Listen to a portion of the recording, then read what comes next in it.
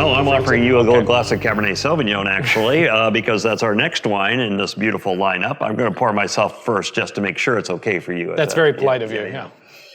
No, I should probably keep that myself. No, of course I'm going to give you a little bit. Yeah. He's still learning etiquette, folks. So 18 Cabernet Sauvignon, correct? Yeah, beautiful.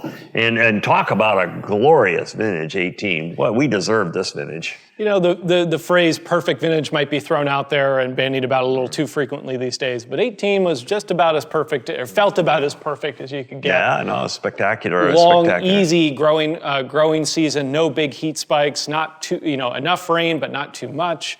And then the harvest period it started at the right time in the middle of August, and it just kind of kept going. Silk. And before you knew it, we were 10 weeks into harvest, and just picking the last of the grapes at that perfect moment. And that's really, you've taught me for a long time that harvest is this kind of rhythm, and it's this feel to crazy harvests are kind of, you're bumping around you're with your head cut off, trying to figure out what to pick next and trying to fix problems and all this stuff.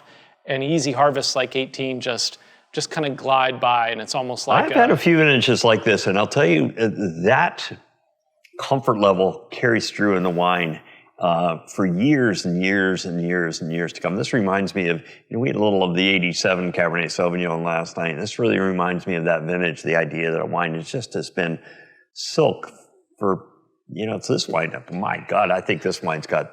It's like comfortable in its own shoes, right? Where I think that the 18 is extremely generous right now. It's not like it's tight in or aggressive or overly tannic or anything like that.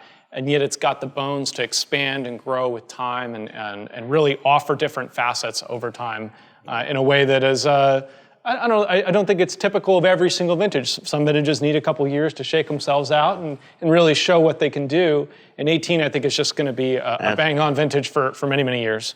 Well, I think the other remarkable thing about this wine is that, and we talk about this idea that a wine has a character of place, this idea of terroir, this idea that a wine couldn't be from anywhere else. And I know this is something you and I talk about a lot, this idea that wine is so connected to the place that it's grown that it literally picks you up and puts you back in time and place into that. And that's what the greatest wines in the world do. And we might be onto that here.